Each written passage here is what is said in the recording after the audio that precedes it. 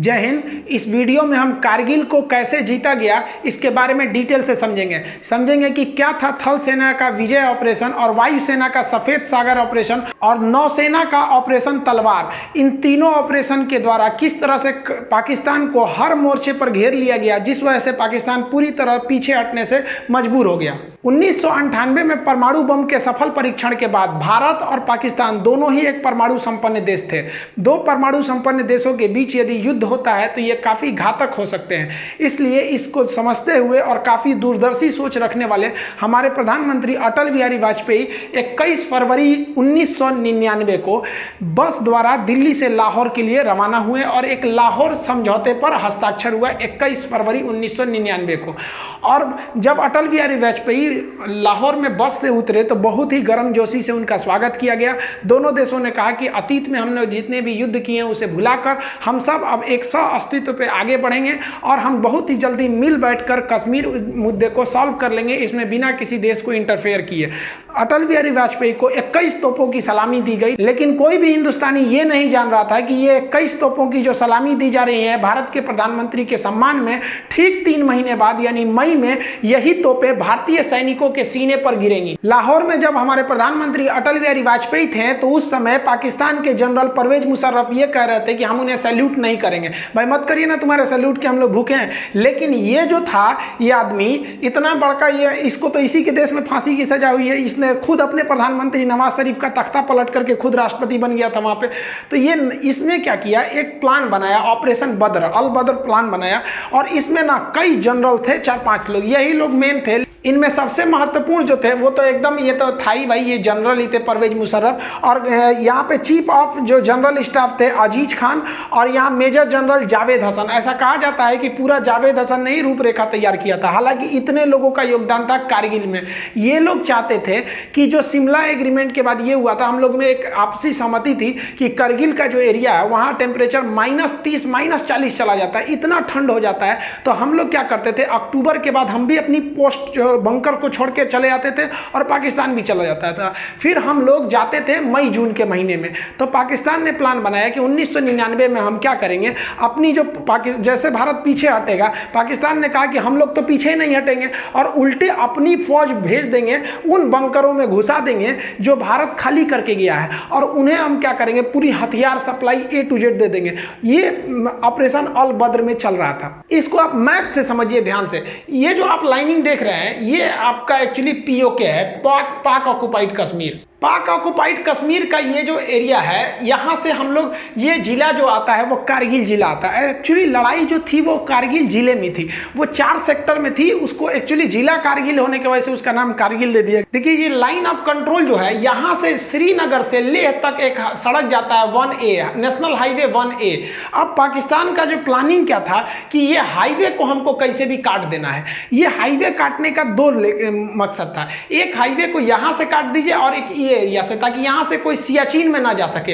अगर सियाचिन का highway cut जाएगा तो सियाचिन भारत के हाथ से निकल जाएगा, क्योंकि वहां डायरेक्ट पहुंच नहीं है। अब बीच में इतने पहाड़ हैं कि नॉर्मल सड़क बना ही ना जा सकती है। तो इसलिए ऑपरेशन अल बद्र के द्वारा मुशर्रफ ये सोचे कि हम ये हाईवे को काट देंगे तो पाकिस्तान, भारत बैकफुट पे आ जाएगा। और रियली भी थी। जैसे आप यहां देखेंगे ये डॉटेड लाइन हमारी LAC है, ये लाइन ऑफ कंट्रोल है। अब ये जो सड़क जा रही है ये सड़क है हमारी श्रीनगर से लेह तक। अब यहां कारगिल देखिए ये लाइन ऑफ कंट्रोल के बहुत ही करीब है। इनकी प्लानिंग क्या थी, ये लोग 4 जगह से भारत में घुस गए। देखिए करगिल जो बोलते हैं, करगिल की लड़ाई, करगिल जिला था, उसमें 4 जगह थे। जैसे आपके जिला में कैसे ब्लॉक या तहसील होते हैं, कई सारे होते हैं, तालुका टाइप का, उसे ही था करगिल जिला। इसमें 4 महत्वपूर्ण सब डिवीजन में लड़ाई चल रही थी। ये क्या किया, ये 4 जगह से घुसपैठ कर दिया। यहाँ पर 4 एरिया से घुसपैठ किया। सबसे पहला जो एरिया था मस्कोक एरिया था, ये मस्कोक एरिया में घुसपैठ कर दिया। उसके बाद जो एरिया था वो द्रास का एरिया था। सबसे भीषण जो लड़ाई हुई थी वो द्रास में हुई थी। इसी में तोलोलिंग, टाइगर हिल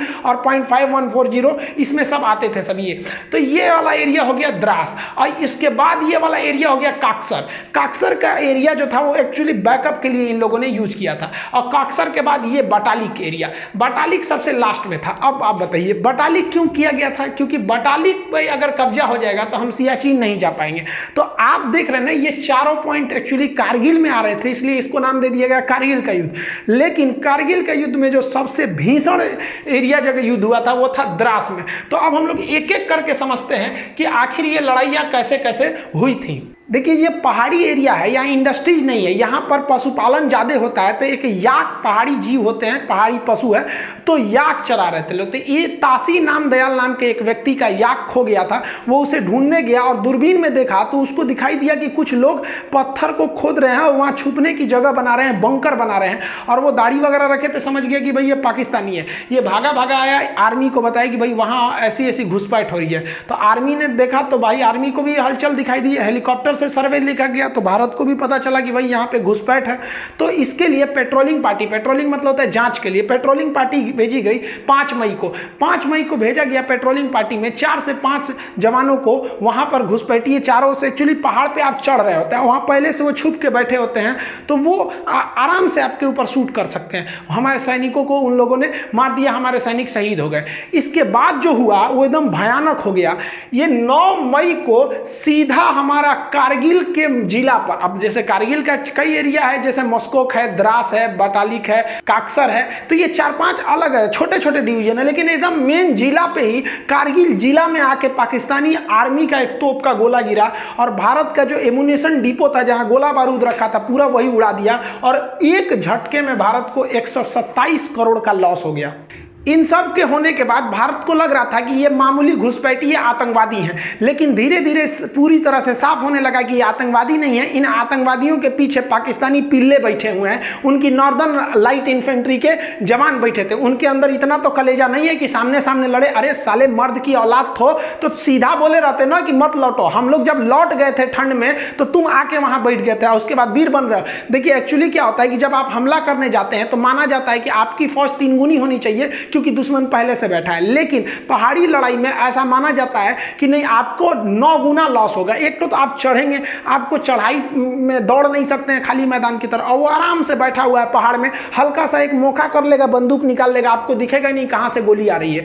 अब भारत के सामने यही बड़ी समस्या थी, कैसे कैसे हमला किया जाएगा। तो ये टोटल का एरिया देखिए कारगिल है, तो इसमें हम लोग जो देख रहे थे ये वाला एरिया जो है ये मस्कोक है, इसके बाद ये द्रास है। तो मेन जो झमेला था वही वो द्रास में था, क्योंकि द्रास जो है हाईवे के एकदम करीब में भी करीब का एरिया था और यहाँ की जो पहाड़ियाँ थी वो काफ़ी ऊंची थी, जिससे कि नेशनल हाईवे नंबर 1 पर कौन जा रहा है आराम से देखा जा सकता था। पाकिस्तान इतना डोमिनेंस कर लिया था कि नेशनल हाईवे नंबर 1 पर आप एक स्कूटर नहीं ले जा सकते थे बिना उनके हिसाब से, क्योंकि वो आराम से गोली मार सकते थे, सर पे गोली मारते थे एकदम टिप के वो सब। तो भारत को यहाँ पे बहुत बड़ा डिसएडवांटेज था, ये भारत की इंटेलिजेंस फेलियर थी, ये पूरी तरह से आके इन पहाड़ियों पर बैठ गए। अब ये जो आपका द्रास का एरिया दिख रहा है, ये भले इतना छोटा यहाँ दिख रहा है, अब ये देखिए पूरा का पूरा एरिया द्रास है।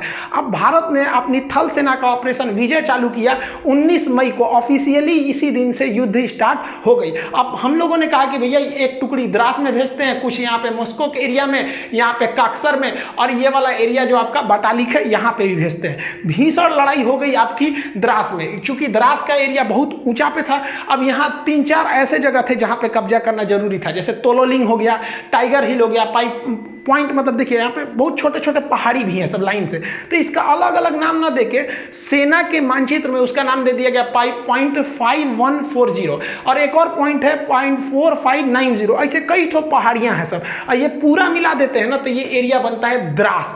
अब इस द्रास के एरिया में युद्ध करना बड़ी भयानक था।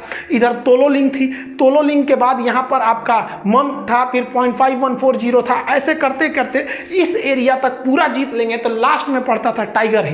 टाइगर हिल बहुत ही ज्यादा हाइट पर था और इन सब पे पाकिस्तानी बैठे हुए थे सब, इतना भीषण एरिया में ये लोग आकर बैठ गए थे। अब भारत को नीचे से जाना था इस एरिया में। जनरल परवेज मुशर्रफ के प्लान के हिसाब से उन लोगों ने भारत के 140 पोस्ट पर कब्जा कर लिया था, बंकर बना लिए थे, और हर पोस्ट में उन्होंने भारी मात्रा में heavy machine gun, mortar, artillery, पीछे से तोप का support, stinger, surface to air missile, हर तरह के मिसाइलों से लैस थे और वो लगभग 1500 की संख्या में थे। समस्या ये थी कि यही नहीं समझ में आ रहा था कि वो हमला कहां से कर रहे हैं। ये द्रास का सेक्टर अगर आप देख रहे हैं तो ये वाला जो एरिया है वो टाइगर हिल है। ये सबसे हाइट पे था इस एरिया में टाइगर हिल, लेकिन इसके इधर कई तो 0.5140 थी। यहां पर आपने सुना होगा विक्रम बत्रा, दिल मांगे मोर। तो ये लोग इस एरिया में ना जो हमारे राजपूताना राइफल थी, ग्रेनेडियर थी, जम्मू कश्मीर राइफल थे, जाट रेजिमेंट के सैनिक थे, गोरखा थे, कई सारे पूरी भारत के हर एरिया से फौज को लगाया गया था। तो यहां पर बेसिकली ग्रेनेडियर थे, राजपूत राइफल थे और जम्मू कश्मीर राइफल के जवान थे। तो ये इस एरिया से गए। पहले ये लोग यहां से गए, तोलोलिंग पे कब्जा किया। तोलोलिंग के बाद कई छोटे छोटे पॉइंट पर कब्जा किया। तोलोलिंग के बाद सेकेंड हाइट पे जा था 0.5141 था, यहां कब्जा किया गया। यहां कब्जा के बाद आप देखिए यहां से सीधा टाइगर हिल यहां है। यहां पर हमला हो रहा था और ये ससुरे सब यहां से आर्टिलरी फायर कर रहे थे, सब तोप यहां से। सोचिए उनको कहां दिखेगा। और यहां एयरफोर्स भी सक्सेस नहीं हो पा रही थी, लेकिन भारतीय जवान रुकने वाले कहां है ससुरे तुनाई। भारत मां को जब भी जरूरत पड़ी है, भारत के वीर सपूतों ने कभी भी अपना खून बहाने से पीछे नहीं हटे हैं। भारतीय सैनिक जब 0.5141 पे कब्जा किए तो यहां से नीचे उतरते वक्त भी बहुत ज्यादा यहां से भीषण फायरिंग हो रही थी। यहीं पे बहुत सारे फौजी हमारे शहीद हो गए। फिर प्लान बनाया गया कि हम लोग इस डायरेक्शन से उतर के कुछ उस डायरेक्शन से तीनों ओर से घेरा जाए हम लोग टाइगर हिल के ऊपर। तीन ओर से टाइगर हिल को घेर के और फिर भारत ने टाइगर हिल पर अपना तिरंगा लहरा दिया था। देखिए यहाँ पर जो एरिया दिख रहा है ये आपको टाइगर हिल दिख रहा है। और टाइगर हिल से इतना दूरी पे आप देखेंगे तो ये तोलोलिंग का एरिया, ये तोलोलिंग पहाड़ी है। ये टोटल एरिया जो है वो द्रास है। अब तोलोलिंग की जो पहाड़ी है वो काफ़ी ऊंचाई पर स्थित है, वहाँ पर लड़ाई करना काफ़ी मुश्किल हो गया था तोलोलिंग पर। अब यहाँ तोलोलिंग पे तो पहले से तोलोलिंग पीक है, यहाँ पे पाकिस्तानी पहले से बैठे थे और जो हिंदुस्तानी फौज थी वो नीचे से आ रही थी। अब हिंदुस्तानी फौज नीचे से जब चढ़ रही थी तो ये जो पाकिस्तानी थे इस साइड में अपनी आर्टिलरी गन रखे थे, यहाँ से हमला कर देते थे। तोलोलिंग की ऊंचाई से ये पूरे एरिया पे डोमिनेट करते थे। ये एरिया नीचे होने की वजह से हम लोग जब द्रास से ऊपर चढ़ना चालू किए तोलोलिंग पे तो ये सीधा हमला कर देते थे। फिर भी भारतीय सूरवीरों ने किसी भी तरह इस मुश्किल चोटी के ऊपर चढ़ान किया। तोलोलिंग को जीतने के बाद इसके अगल बगल में देखेंगे तो कई सारी पहाड़ियां हैं जिन्हें अलग अलग पॉइंट के नाम पे जानते हैं, जिसे हम कहते हैं 0.5140। इस तरह से छोटी छोटी पहाड़ियां थी। इन पहाड़ियों को पार करने के बाद अब देखिए इतनी दुर्गम में पहाड़ियों में जा जाके लड़ाई लड़ना था और दुश्मन यहाँ पर 100 से ज़्यादा पोस्ट बना के, बंकर बना के वहाँ पर गुफा टाइप का उसमें छुपा हुआ था। हमारे सैनिकों को दिखता भी नहीं था स्पष्ट कि उनकी लोकेशन कहाँ है। ये पार करके इस एरिया की जो सबसे ऊंची चोटी थी वो थी टाइगर हिल। द्रास के तोलोलिंग और उसके छोटे पहाड़ियों पे जीतने के बाद अब इस एरिया का सबसे ऊंचा पहाड़ आप देख रहे हैं ये टाइगर हिल। इसको फतह करना बहुत ही मुश्किल था। टाइगर हिल पे हमारे जो जम्मू कश्मीर राइफल, जो राजपूताना राइफल रही, हमारी जो ग्रेनेडियर्स, इनकी पोस्ट पहुंची फौज पूरी तरह से। अब ये इतना सीधा चढ़ाई पे और यहाँ से ये लोग टोटल एरिया डोमिनेट कर रहे थे। इस वजह से इंडिया को जो थी कैजुअलिटी ज़्यादा हो गई, क्योंकि ये पहाड़ पर वो पहले से छुपे हुए थे। एक तो इतनी ऊंचाई थी। अब आप सोचिए जो कुतुब मीनार है वो 240 यानी लगभग 250 फीट की ऊंचाई पर है और ये लड़ाई चल रही थी 18,000 फीट। आप 250 फीट कुतुब मीनार चढ़िएगा तो थक जाते हैं। ये 18,000 फीट पर दुश्मनों का आमना सामना मुकाबला था। उसमें से चोट्टो पाकिस्तानियों की फौज पीछे से तोप से फायरिंग कर रही थी, इनडायरेक्टली मोटार तोप, हैवी मशीन गन इत्यादि से। और इनको छुपने में एक सहायता होती थी, क्योंकि रूल है कि जो ऊंचाई पर रहता है उन्हें युद्ध में ज्यादा फायदा मिलता है। इसीलिए टाइगर हिल को तीन ओर से घेर लिया गया। तीनों ओर से घेरने के बाद जब टाइगर हिल पर कब्जा हुआ तो समझने लगा कि भैया द्रास का एरिया जो है ना अब पूरी तरह से इंडिया के डोमिनेंस में था। लेकिन बाकी बटालिक सेक्टर वगैरह में अभी भी घुसपैठ बनी हुई थी। लेकिन ये टाइगर हिल जीतने के बाद भारतीय सैनिकों का मनोबल भी टाइगर हिल से ज्यादा ऊंचा उठ गया था। करगिल की लड़ाई में सबसे निर्णायक अगर किसी हथियार ने अगर साथ दिया था तो वो बफोर्स तोप ने साथ दिया था। बफोर्स तोप ने इतना भयानक बम्बार्डमेंट किया था कि पाकिस्तानियों को समझ में नहीं आ रहा था कि कहां से ये हमला हो रहा है। जबकि आपको याद होगा तो जब राजीव गांधी की सरकार थी तो इनको बहुत सारे इल्जाम लगाए गए थे कि बफोर्स में घोटाला हुआ है, क्या हुआ है।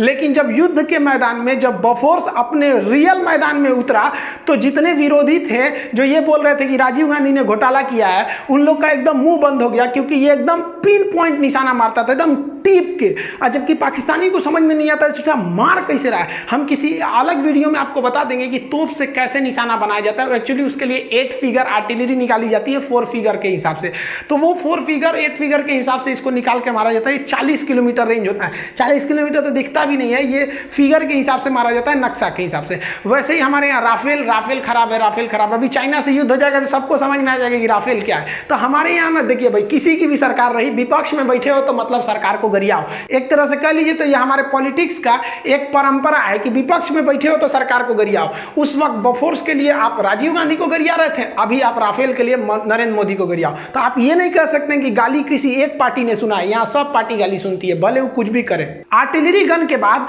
वायुसेना ने भी अपना ऑपरेशन सफेद सागर चालू कर दिया। 26 मई 1999 को ऑपरेशन सफेद सागर को ऑफिशियली लॉन्च कर दिया गया, और इसके लिए भारतीय वायुसेना ने अगले ही दिन यानी 27 मई को, ये भारतीय वायुसेना के लिए बहुत खराब दिन एक तरह से कह सकते हैं, तो क्योंकि यह इस वक्त भारतीय वायुसेना को कई सारे झटके लगे। उन्होंने अपना मिग 27 विमान को उड़ाया, जो वहां पे पहाड़ी क्षेत्र में गया और इसमें टेक्निकली खराबी आ गई थी। ये हालांकि पाकिस्तानी कहते हैं कि उन्हें मारकर गिरा दिया गया था। टेक्निकली खराबी आने की वजह से इसके जो पायलट थे नचिकेता, वो क्या किए, पैराशूट से ड्रॉप किए, और गलती से उनका पैराशूट जो है लाइन ऑफ कंट्रोल के उस साइड गिर गया, पाकिस्तान साइड में। बाद में पाकिस्तान ने भारत के दबाव में लौटा दिया, जैसे अभिनंदन जी के साथ मामला हुआ था। लेकिन तब तक, ये तो बात का मैटर है कि जब लौटाया था, लेकिन उस वक्त तो कुछ ही को पता ही नहीं चल रही थी 27 मई को कि कहाँ गए, इनका कोई रडार से सिग्नल भी गायब हो गया था। तो इनके पीछे निकले थे मिग 21 लेके अजय अहलुवालिया। अजय अहलुवालिया साहब गए थे सर्च करने के लिए, तो ये काफी लो हाइट से उड़ान भर रहे थे, क्योंकि इनको खोजना था अपने साथी नचिकेता का विमान। लेकिन इन्हीं पर पाकिस्तानियों ने स्टिंगर मिसाइल से हमला कर दिया। अब सोचिए, किसी आतंकवादी के पास मिसाइल होता है, स्टिंगर मिसाइल। ये चोट्टा पाकिस्तानी था, दुनिया में कह रहा है कि मतलब हमारी फौज नहीं है। अरे हिजड़ो कहीं के, तुम्हारी फौज नहीं है। एक तो लड़का हमारे वीडियो पे कमेंट किया कि दुनिया का सबसे बड़ा आतंकवादी देश भारत है। इस ससुरा पाकिस्तानी ऐसा कमेंट करता, हमको तो हंसी ही नहीं छूट कर, हम रिप्लाई कौन जी करे, चोट्टा कहीं का, तू सबसे बड़का है, हम लोग को बोल रहा है। तो आतंकवादियों ने अजय अहलुवालिया के विमान पर स्टिंगर मिसाइल से हमला कर दिया। स्टिंगर मिसाइल से जब हमला किया तो ये इन्होंने सीट एजेक्शन का बटन दबाया। इसके बाद सीट इजेक्शन हो जाता है, हम राफेल के वीडियो में आपको सब समझा दिए थे। और उसके बाद जब ये पैराशूट से नीचे उतरे तो ये पाकिस्तानियों ने हैवी मशीन गन से फायरिंग किया। आसमान से अजय अहलुवालिया के शरीर के टुकड़े गिर रहे थे, वहां पर एकदम निर्मम हत्या कर दी गई। ये वायुसेना का एक बहुत बड़ा, कह लीजिए तो एक काला दिन था।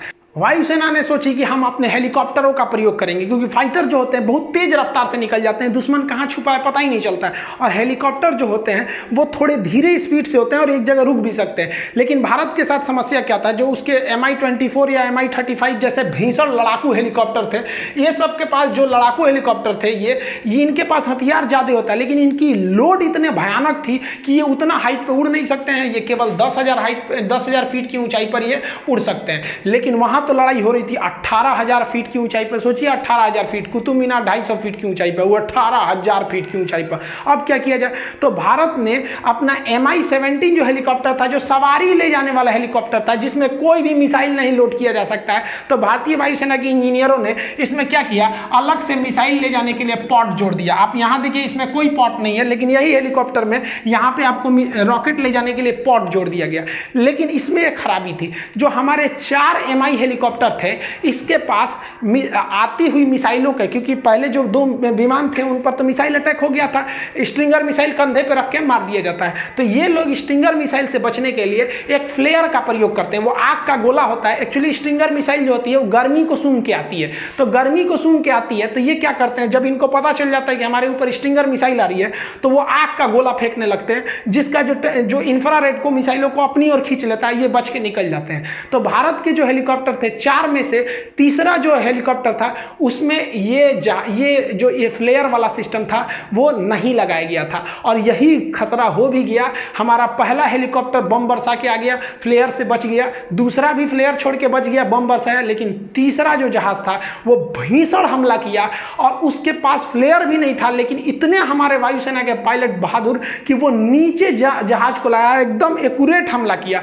लेकिन उसी बीच क्या हुआ, जो स्टिंगर मिसाइल थी वो 30 तीसरे हेलीकॉप्टर को हिट कर गया। पीछे से आ रहा चौथा हेलीकॉप्टर जो वो एरिया था पाकिस्तानियों के बंकर को ध्वस्त कर दिया, लेकिन हम लोगों ने फिर अपना एक हेलीकॉप्टर खो दिया और उसमें हमारे बैठे जवान को हमारे जो जवान थे वो भी शहीद हो गए। भारत ने अपनी स्ट्रेटजी को पूरी तरह से चेंज कर दिया। भारत ने अपना फ्रांस निर्मित जहाज को लगाया जिसका नाम था मिराज 2000। एक्चुअली पाकिस्तान इस जहाज को खरीदने से इनकार कर दिया था, कहा था कि भैया बहुत बड़ा साइज का जहाज, हम इसको नहीं लेंगे। और भारत सरकार ने इस मिराज जहाज को वायुसेना ने लगाया।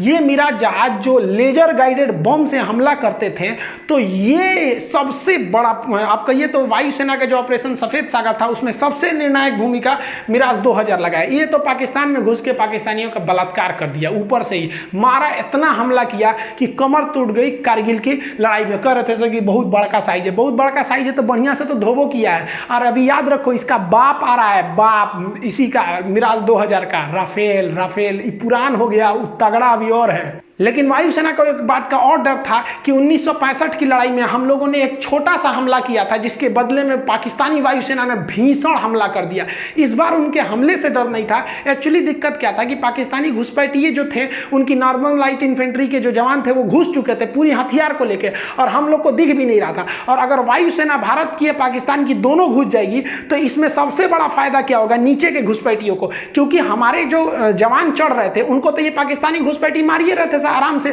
ऊपर से उनकी वायुसेना भी मारने लगती थी। लेकिन इसीलिए भारतीय वायुसेना ने श्रीनगर एयरबेस, पठानकोट एयरबेस से अपने जो जितने भी घातक जो इंटरसेप्टर जहाज थे MiG-29 इसको तैनात रखा था कि अगर पाकिस्तानी वायुसेना आएगी तो तुम उससे जाके लड़ जाना, कारगिल के एरिया में घुसने ही मत देना। इसी बीच सबसे भीषण घटना हुई थी भाई 24 जून 1999 को। हमारे दो जगुआर जहाज जो थे वो रेकी पे निकले हुए थे। इसी जहाजों ने क्या किया, उनको लगा नीचे एक तो गुलटेरी जगह था, इन जहाजों को लगा कि भाई नीचे काफी ज्यादा फौज है और वो नीचे काफी फौज का जमावड़ा था। तो जो आगे का पायलट थे वो काफी यंग थे, जो पीछे बैठे थे उनका नाम था, पायलट का नाम AK सिन्हा। तो AK सिंह जो थे ये थोड़े सीनियर पायलट थे। तो ये आगे वाला जो पायलट था वो गुलटेरी में जो फौज खड़ी थी उनका बहुत बड़ा कैंप था, नीचे पाकिस्तानी बहुत बड़ी फौज में खड़े थे, उन पर मिसाइल लॉक कर लिया। और आपको हम वीडियो में बता चुके हैं राफेल वाले में कि एक बार मिसाइल लॉक हो गया ना तो आप बच नहीं सकते, वो मिसाइल खोज के मार देगी आपको। तो ये ग्राउंड पे एकदम लॉक कर लिया और इन्होंने पूछा अपने सीनियर से कि हमने लॉक कर लिया है बहुत बड़े अड्डा को, क्या हम इसे उड़ाने जा रहे हैं? तो उन्होंने कहा कि रुक जा एक बात बता, तुम उस साइड पाकिस्तान में हो, घुस गए हो कि इंडिया में ही हो? तो ये कहें कि हम तो पाकिस्तान वाले एरिया में घुस गए। कहा कि मत मारो, क्योंकि इस दिल्ली का सीधा आदेश है कि आप पाकिस्तान के एरिया में हमला नहीं कर सकते। ये बहुत अच्छा डिसीजन था, क्योंकि एक साल पहले हम लोगों ने 1998 में परमाणु बम फोड़ा था, पूरी दुनिया हमारे खिलाफ थे, जैसे अभी ईरान के खिलाफ है, उस समय हमारे खिलाफ थी। और अगर हम लोग पाकिस्तान में घुस के मार देते तो ये तो एक तरह का कहिए तो ओपन युद्ध हो जाता। और अपने एरिया में मार रहे हैं तो पूरी दुनिया हमारा साथ देगी कि भैया हम अपने एरिया में आतंकवादियों को मार रहे हैं, तो कहे कि उधर मत मारो। और आपको जानकर ताज्जुब होगा, जहां ये पायलट मिसाइल लॉक किया था नहीं, हमारा एयरफोर्स का ही पायलट हुआ, एकदम नौछड़िया भी यंग था, जन्मे करते हिंदुस्तान के यंग लड़का लड़े में कितना आगे। और किस्मत अच्छा था, नवाज शरीफ उनके प्रधानमंत्री और उनके थल सेना अध्यक्ष परवेज मुशर्रफ, ये लोग उसी कैंपुआ में थे। सोचिए अगर सीनियर मना नहीं किया रहता तो जूनियर तो धो दिया रहता। अब आप याद समझिए थोड़ा, एक छोटा सा देश था ऑस्ट्रिया, जिसके यानी राजकुमार की हत्या कर दी गई। उस हत्या के वजह से प्रथम विश्व युद्ध चालू हो गया। वही हाल था यहाँ, एक परमाणु संपन्न वाला दूसरे देश के परमाणु संपन्न के सेना अध्यक्ष को मार देने से कुछ खास बवाल नहीं होता है, क्योंकि सेना लड़ने के लिए, लेकिन राजनीतिक व्यक्ति की हत्या करने पर बवाल हो जाता है। तो भयंकर बवाल हुआ रहता, क्या युद्ध का मोड़ लेता समझ में नहीं आता। तो ये बहुत अच्छा हुआ। एक तरह से हम तो करते थे कि मारिए दिया रहता तो हो जाता, क्या हो जाता भाई, ज्यादा से ज्यादा और युद्ध लड़ते, नहीं लड़े हैं 71 में, 65 में, 84 में, एक और लड़ते से क्या कर लेता पाकिस्तान। यहाँ पे ऊंट के मूतने से रेगिस्तान में बाढ़ थोड़े आता है, क्या कर लेंगे, इनके औकाते कितना है। ये सब तो चल ही रहा था, नेवी ने और अत्याचार कर दिया। नेवी ने अपना ऑपरेशन तलवार चालू कर दिया। ऑपरेशन तलवार के तहत भारतीय नेवी ने पाकिस्तान की ओर एंट्री मार दी और यहाँ पर जो हमारे नेवल वेस्टर्न नेवल कमांड था और साउदर्न नेवल कमांड था ये भी घुस गया अरब सागर में, और अरब सागर में घुसकर पाकिस्तान का पूरी तरह से नेवल ब्लॉकेज लगा दिया। भारतीय वायुसेना के पूरे युद्धक जहाज घुस गए सब वहाँ पर और नेवल ब्लॉकेज लगा दिया। भारतीय नौसेना ने ऐसे मिसाइल मारा, जो पाकिस्तानी जहाज थे उनके बगल में मिसाइल जानबूझ के मारता था, जो उनके मर्चेंट वाले जहाज थे, जो उनका पेट्रोलियम लाने वाला था, सारा जहाज उधर ही रुक गया कि ना हम ना जाएंगे, नेवी उधर मार रही है। पूरी तरह से पाकिस्तान का इतना भयानक नेवल ब्लॉकेज था कि पाकिस्तान के पास केवल 6 दिन का पेट्रोलियम बचा था, नहीं तो उसके बाद उन लोग गाड़ी चलाते, लोग चलाओ ससुरा तुम्हारा पास, इतना भयानक काम किया था। तो नेवी के रोल को भी हमें भूलना नहीं चाहिए। पाकिस्तान जो है वो मदद मांगने के लिए चला गया अमेरिका में। 4 जुलाई को अमेरिका में इंडिपेंडेंस डे के रूप में मनाया जाता है, तो वहाँ क्लिंटन साहब के पास पहुँच गया। एक्चुअली जो पाकिस्तान है ना, पहले अमेरिका का रखेल था, अभी वो चाइना का रखेल बन गया है। पहले वो अमेरिका से फसल था, तो अमेरिका से कहा कि सुनिए ना मदद करिए मेरा। अमेरिका के पास गया मदद करने के लिए, तो अमेरिका ने पूछ दिया नवाज शरीफ से, ये बताइए वो नॉर्दर्न इन्फेंट्री आपकी फौज घुसी है कि नहीं घुसी है? तो कहा कि हमरे फौज घुसी है, और ये चोट्टा घुसा दिया बिना हमरे बताइए। देखिए एक्चुअली होता क्या है कि पाकिस्तान में जो सेना होती है ना, प्रधानमंत्री की भी वैल्यू नहीं देती है। कारगिल के लिए 10% जिम्मेदार जो थे वो नवाज शरीफ थे, 90% ई चोट्टा जिम्मेदार था, अपने को बहुत बड़का समझता था, सिकंदर द्वितीय चट्टा, कहीं के फांसी लगतो अबे तोरा कुछ दिन में अस्थिर रहो यहाँ पे। तो ये इनको तो पता था, ये तो बेचारा खुद अपने जनरल से डरते थे, जबकि ये इतना बड़का नमक हराम है कि इसको जनरल का पद नवाज शरीफ ने दिया था, जबकि ये सबसे जूनियर था जनरल की लिस्ट में, फिर भी इसको दिया। ये क्या किया, नवाज शरीफ को हटा के अगले साल खुद क्या बन गया, राष्ट्रपति बन गया। हम ही है, बढ़िया से हुआ। ये तो तू लोग यार अपने देश का नहीं है तो हम लोग का कहाँ से हो जाएगा रे। तो ये बिल क्लिंटन ने कहा कि सुन नवाज शरीफ, देर चक्कर मत कर यहाँ पे, तो पहले परमाणु बम फोड़ा है तो हम तोरा दिमाग खराब है, तू क्या समझता है, तू गलत काम करेगा हम तोरा साथ देंगे, पूरी दुनिया हमको नहीं थूकेगी, तू अपनी फौज पीछे बुलाओ। तो ये लोग अकेले रूम में बात कर रहे थे, तो बाहर में पाकिस्तानी जो इनके साथ जो गए थे सब चमचा बेलचा, वो कहते कि हाँ नवाज शरीफ हैं, इनको तो अमेरिका वैल्यू देगा, रखेल को तो कोई वैल्यू देता है, मुंह लटका के नीचे आए हैं, अमेरिका वैल्यू नहीं दिया है, चलो फौज वापस बुलाओ।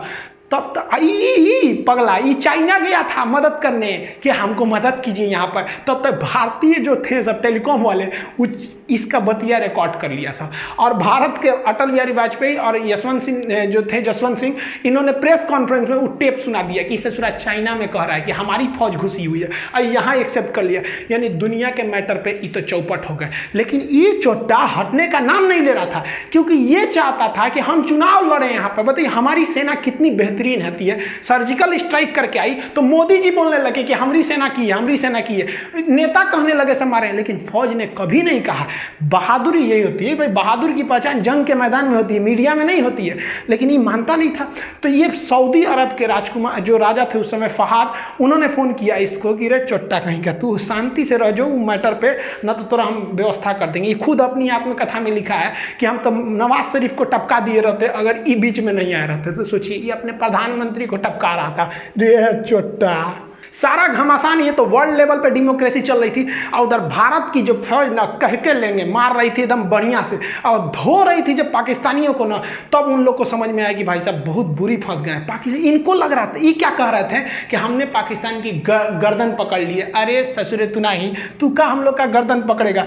बड़ी एक गनीमत मनाओ ना कि जितना हरामीपन तुम लोग करते हो ना, अगर भारत ने एक बार हरामीपन किया ना तो तुम लोग इतिहास में पढ़े जाओगे। एक देश हुआ करता था, पाकिस्तान नाम था। जैसे भारत में कैसे छोटा बच्चा को कहानी सुनाया जाता है, चंदा मामा दूर के, वही पाकिस्तान ऐसा था। बाबू बाबू हल्ला मत करो नहीं तो पाकिस्तान की तरफ थुराओगे। सोच तू लोग ना पूरी दुनिया में ना मुसलमानों का नाम चौपट किया तुम लोग, तो लोग की वजह से पूरी दुनिया में ना मुसलमानों को गाली दिया जाता है। ये चट्टा क्या करेगा, कहीं जाके बम फोड़ देगा।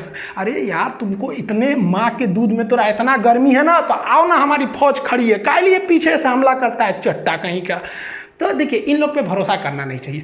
14 जुलाई तक पाकिस्तान के जितने हिजड़े घुसे थे उन सारे हरामियों को भारतीय सेना ने मार दिया, और राजनीतिक रूप से अटल बिहारी वाजपेयी ने घोषणा कर दिया कि पाकिस्तान ने हमारे पीठ पर खंजर मारा था, हम उसके सीने पे गोली मारे हैं। ये देखने में व्यक्ति बूढ़ा था, इनको कम मत समझिएगा, बुढ़ापा में परमाणु परीक्षण करने वाला प्रधानमंत्री हमारे अटल बिहारी वाजपेयी। हम उन खुश नसीबों में से हैं जिन्होंने प्रधानमंत्री के रूप में अटल बिहारी वाजपेयी और उसी समय राष्ट्रपति के रूप में एपीजे अब्दुल कलाम को देखा है। ये नसीब अब किसी को नहीं होगा जो एक साथ इतना योग्य राष्ट्रपति और इतना योग्य प्रधानमंत्री देखने को मिले। अब ये नसीब किसी को नहीं होने वाला है जो दो दो बड़े नेता इतने योग्य हो जाए। इन्होंने कह दिया 14 जुलाई को कि भैया ये ऑपरेशन हमारा विजय सक्सेस हो गया, लेकिन आर्मी ने कहा कि ना ना भाई सब पे भरोसा करना, ये पाकिस्तानियन पे नहीं। अब सेना ने एक एक करके घूमना चालू किया, कहाँ कहाँ पाकिस्तानी छुपे हैं सब। तो पूरी तरह से 26 जुलाई को सेना ने कहा कि एक को कुत्ता नहीं बचा है। इस ससुरा सब लाश लेने नहीं आया था अपनी फौज का, कह रहा था कि हमारी फौज नहीं है, जबकि जेब में आई कार्ड था कि पाकिस्तानी आर्मी नॉर्दर्न इन्फेंट्री। ससुरा कहीं अरे लाश तो ले जाते यार, हम लोग लाश दे सकते थे। भारतीय सेना की बहादुरी देखिए। पाकिस्तानियों ने जब 14 मई को हमारे पेट्रोलिंग पे गए कैप्टन सौरभ कालिया को पकड़ा था, चारों ओर से घेर लिया था, तो इन पर इतनी यातनाएं दिया था ना, इनके आंख निकाल लिए थे, इनके होंठ और जीभ काट लिए थे, कान काट लिए थे सब, नाखून निकाल लिए थे सब, इनके कपड़े उतार कर इनके गुप्तांगों को काट लिया गया था, इनके लाश के टुकड़े करके बोरा में भर के फेंक दिया गया था। इन हरामी पाकिस्तानियों ने इतना गलत काम किया जो युद्ध इतिहास में कभी ऐसा नहीं है, युद्ध के नियम में नहीं है ऐसा। जबकि भारतीय सेना जब अपना सर्च ऑपरेशन कर रही थी, जो कुछ पाकिस्तानी जो थे मर गए थे, कुछ घायल थे, जो अपने आखिरी सांसें ले रहे थे, उन्हें इज्जत से पानी पिलाया, उन्हें इज्जत से दफनाया। उन्हें पहले पाकिस्तान को कहा कि आप अपनी फौज को ले जाइए, नहीं ले गया तो उन्हें इज्जत से दफनाया गया था। ये फर्क होता है एक जानवर और एक इंसान में। हम सबको ये फर्क बना के रखना होगा, तभी अलग पहचान है। हम जब भी हिंदुस्तानी अगर विदेश में जाते हैं तो इज्जत के नज़र से देखे जाते हैं, और ये पाकिस्तानी जब भी जाएंगे शक के नज़र से देखा जाएगा। 4 बार सिक्योरिटी जांच होगा कि चोट्टा बम लेके तो नहीं आया है। ये इंसानियत बरकरार रहना है। दुश्मनी की आड़ में हमें पाकिस्तान से बेहतर बनना है, न कि पाकिस्तान से खराब बनना है। ये इंसानियत हमारी सेना की बरकरार रहनी चाहिए, जो उनके अंदर कूट कूट के भरा है। इस लड़ाई में घाटा क्या हुआ? पाकिस्तान के कई सैनिक मारे गए, अमेरिका से उनका रिश्ता खराब हुआ, पूरी दुनिया का पाकिस्तान के ऊपर से फेथ खत्म हुआ, पूरी दुनिया को लग गया कि ये जम्मू कश्मीर और सियाचिन पर रास्ता रोकना चाहते थे, तो क्या रोकेगा हम लोग का? इन लोग की डिप्लोमेसी फेलियर हो गई, और सबसे बड़ा जो घाटा लगा इन लोग को, वो इनके आर्मी में कोऑर्डिनेशन ही नहीं था। इनके वायुसेना को पता ही नहीं था, नौसेना को पता नहीं था कि कारगिल में युद्ध होने वाला है। ये तो ससुरा बस इसका मन बढ़ ही था, ये कर दिया। लेकिन भारत की अगर बात करेंगे तो भारत के साथ भी कई समस्याएं थी। पहला कि भारत के लिए वेदर एकदम खराब था, मौसम पूरी तरह खराब था, हाइट इतनी ज़्यादा थी कि हम लोग हाइट पे चढ़ रहे थे तो हाइट की वजह से प्रॉब्लम हम लोग को फेस हो रहा था युद्ध के वक्त में, और ऑक्सीजन वहाँ कम हो जा रहा था, और हम लोग तो रेडी ही नहीं थे लड़ाई के लिए। और अचानक हो गया, कौन रेडी रहेगा भैया? फरवरी में हम लोग मिलने गए, हमारे राष्ट्रपति हमारे अटल बिहारी वाजपेयी वहाँ जाके प्रधानमंत्री से गले मिल रहे, हमको क्या पता तुम खंजर घोंप देगा यहाँ पे। और जो हमारे लिए सबसे बड़ा फेलियर है, हम तो कहते हैं कि पाकिस्तानी की आर्मी जिम्मेदार है, लेकिन हमारे देश के इंटेलिजेंस भी जिम्मेदार है। तुम जासूस किस काम का रहे कि तुमको ये पता नहीं चल रहा है कि पाकिस्तान की हजारों फौज घुस गई, वो आर्टिलरी लेके चले आए, एमुनेशन लेके चले आए, मिसाइल लेके घुस गए, हमारी फौज चुपचाप मुंह देख रही है। हमारी फौज तो बहादुरी से लड़ी, जो जासूस थे सब, इंटेलिजेंस, वो चोट्टे कहाँ मर गए थे सब। और ये हमेशा से यही होता है। 1962 की लड़ाई हम लोग को मुंह की खानी पड़ी यही जासूसों की वजह से। 1984 में ये ससुरे सियाचिन में घुस गए थे, फिर भी कुछ नहीं हुआ। अरे सब छोड़िए, 2008 में देखिए ना, मुंबई में जब हमला हुआ तो हमारे जासूसों को पता ही नहीं था कि अजमल के साथ घुस गया, हमला कर दिया, चोट्टा सरकारी नौकरी लेना है, कोनो काम का नहीं है सब अधिकारी। इनको ले आके हम तो रहते ना वहाँ पे, हमारे पास पावर रहता ना, हम तो ससुरा जितने अधिकारी हैं ना ससुरन को जिस तरह से पाकिस्तानियों को भूने थे ना, उस तरह भून देते ससुरा। तुम क्या कर रहा है? क्योंकि हम युद्ध जीत सकते हैं। हमारे इतिहास में एक और शौर्य गाथा लिखी जा सकती है, लेकिन उन माओं की गोद जो सुनी हो गई करगिल की लड़ाई में, उन्हें हम कभी नहीं लौटा सकते हैं, उन चोट्टे जासूस इंटेलिजेंस वालों की वजह से। बस नौकरी हो गया ना, सरकारी नौकरी, अब कौन जरूरत है जासूसी करने का? मेहरारू संगे घूमो, हम लोग हाँ कैसी हो देश भाड़ में जाए। आज के वक्त में देखेंगे तो काफ़ी तकलीफ होता है। आप कभी फौज में जाइएगा ना, वहाँ पर जो हिंदू, मुस्लिम, सिख, ईसाई, इनके जो पूजा स्थल होते हैं ना, एक पास होते हैं, वहीं पर आपको नमाज पढ़ना है, उसी के बगल में पूजा करना है, वहीं पे गुरुद्वारा में जाना है, एक ही होता है कैंपस, उसी में सब होता है। और यहाँ हम लोग मरे जाते हैं, तुम हिंदू, तुम मुस्लिम, तो ये अरे यार क्या करें? तो कुछ तो सिखों से सीखना चाहिए। या ये they are born for others, ये दूसरों के लिए जन्म, इतनी सेवा करते हैं ये समाज की जिसका कोई हद नहीं।